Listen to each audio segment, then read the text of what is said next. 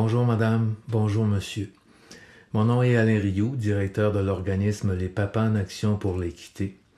Alors, je vous donne un suivi approprié aujourd'hui quant à la mise en application du nouveau décret ministériel 2020-032. Au cours de la fin de semaine, j'ai contacté un grand nombre de parents qui sont visés par des ordonnances en protection de la jeunesse. Et suite à ces communications, j'ai tiré certaines conclusions sur les faits qui m'ont été confiés. Et j'ai eu aussi une communication avec le cabinet du ministre délégué à la Santé et aux services sociaux un peu plus tôt en journée. Donc, suite à cette conversation, j'ai adressé une communication au cabinet également pour donner un peu un compte rendu de ce qui arrive sur le terrain. Donc, je vais vous lire la communication. Donc, suite à notre conversation avec les formules d'usage, donc je transmets quelques renseignements et je précise aussi que je ne soumets pas de cas d'espèce qui sous-tendent les informations que j'ai obtenues pour des raisons de confidentialité. Donc, une semaine après l'arrêté 2020-032, la question du non-retour des appels de certains intervenants et intervenantes est particulièrement préoccupante. Plusieurs parents m'ont confié avoir contacté l'intervenant ou l'intervenante ou le centre jeunesse à de multiples reprises par téléphone et même par courriel dans certains cas, mais sans avoir obtenu un suivi approprié ni aucun accusé de réception.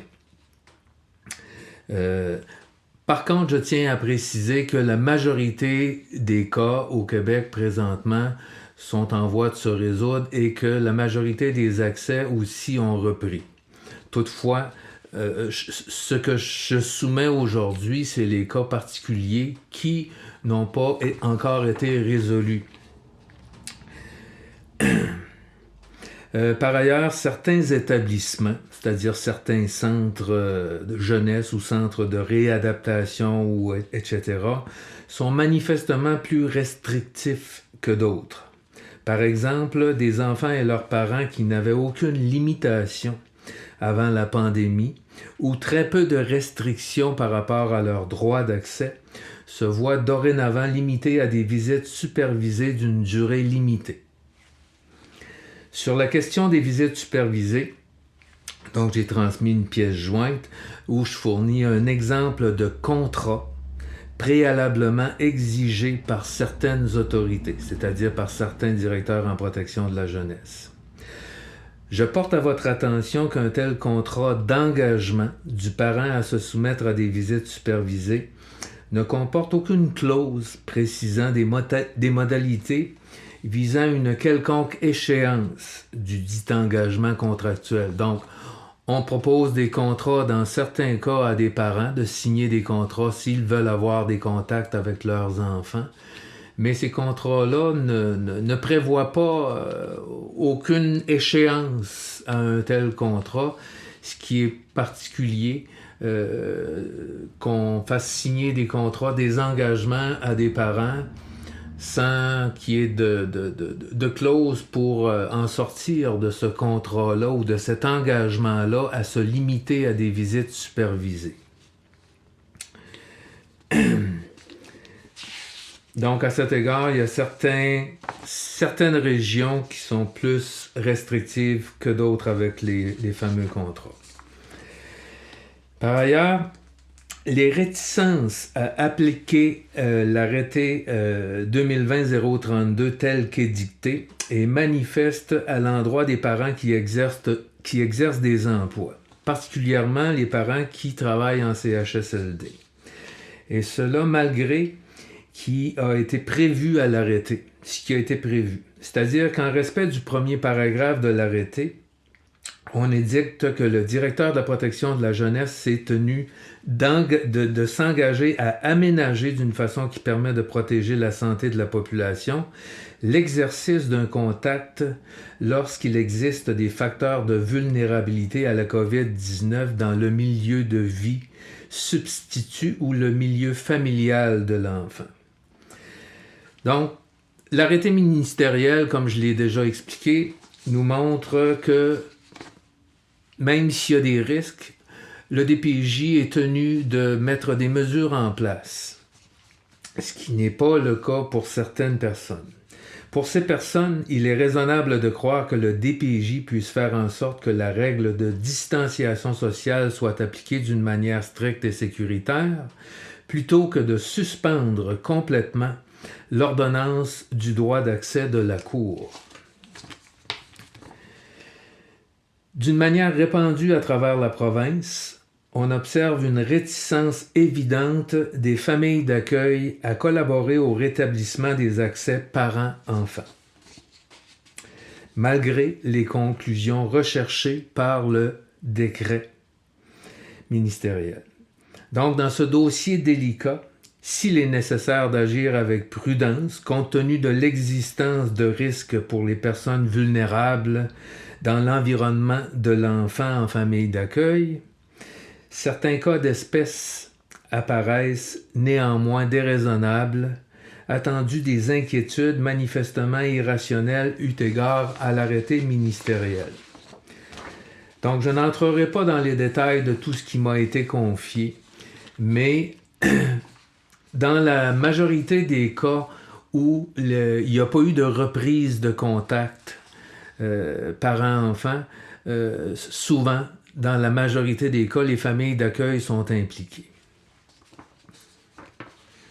Je tiens également à porter à votre attention que j'ai été informé de quelques cas de refus quant au désir de l'enfant d'avoir des accès avec sa fratrie, c'est-à-dire avec ses frères et sœurs. Donc, on m'a confié, certains parents m'ont confié que les enfants qui sont soit en famille d'accueil ou en centre de réadaptation ou peu importe, ont manifesté le désir de rencontrer leurs frères et sœurs. Donc, on comprend que ça fait déjà plus de 2 mois que ces enfants-là n'ont pas eu de contact avec leurs parents et leur famille. Toutefois, il semble que sur le terrain, certains intervenants refusent que les enfants aient des contacts avec leurs frères et sœurs. Donc, encore là, je reviens sur le fait que le DPJ est tenu de mettre des mesures en place pour faciliter la tâche des accès dans un esprit où il y a une certaine sécurité qui est possible de mettre en place par la règle de distanciation, par exemple. Pour conclure, j'ajouterai le cas d'espèce d'une mère ayant un droit d'accès d'une journée complète sans supervision avant la COVID-19 avec ses 3 enfants placés en famille d'accueil. Pour un motif allégué d'observer la réaction des enfants, la mère a été contrainte à signer un contrat afin d'obtenir un premier contact supervisé limité avec ses enfants.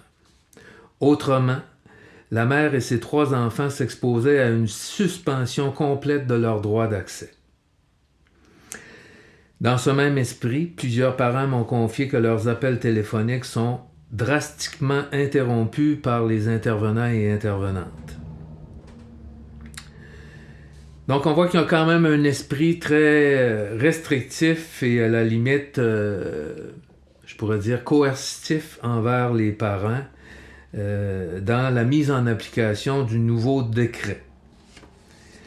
Bon, pour la suite, c'est des formules de politesse Bon, premièrement, j'aimerais dire là-dessus que le contact avec le cabinet du ministre Carman a été très bien accueilli par le cabinet et qu'on tente d'établir un canal de communication.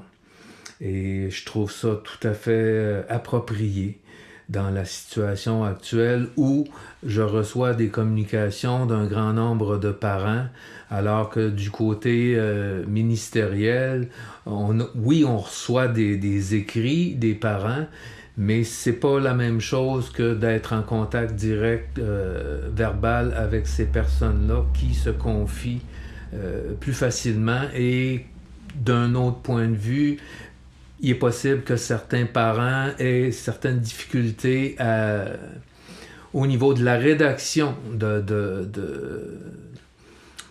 leur cas à envoyer au cabinet du ministre qui, manifestement, ont beaucoup de travail à faire. Alors, je trouve très intéressant qu'on puisse établir un canal de communication aujourd'hui. Et quant aux parents qui n'ont pas encore vu leur droit d'accès complètement repris, ça c'est une autre situation. Plusieurs parents m'ont confié que leur droit d'accès avait repris, mais partiellement. C'est-à-dire qu'on leur redonne quelques heures alors que des parents avaient droit à des journées complètes ou des fins de semaine avec un coucher, etc. Je demande à tout le monde d'être patient et de comprendre qu'il y a une mise en place qui se fait. Ça fait seulement une semaine que l'arrêté prévoit la reprise des accès, même si l'arrêté prévoit la reprise complète des accès. Il faut être conciliant dans les circonstances et je vous demande de ne pas entrer inutilement en conflit avec les intervenants du DPJ et d'agir dans un esprit de collaboration le plus possible. Et s'il y a des difficultés majeures, je vous invite à me communiquer les renseignements, alors que, comme je vous le dis, on a un canal de communication qui est ouvert avec le ministère. Et je pourrais à ce moment-là faire suivre les données pertinentes sur le suivi de ce dossier important pour la population du Québec, pour les enfants, pour le droit de l'enfant et des parents. Alors, ceci étant dit, je vous souhaite à tous une bonne fin de journée, bon courage et bonne reprise de vos accès avec vos enfants. Merci pour votre attention. Au revoir, à bientôt.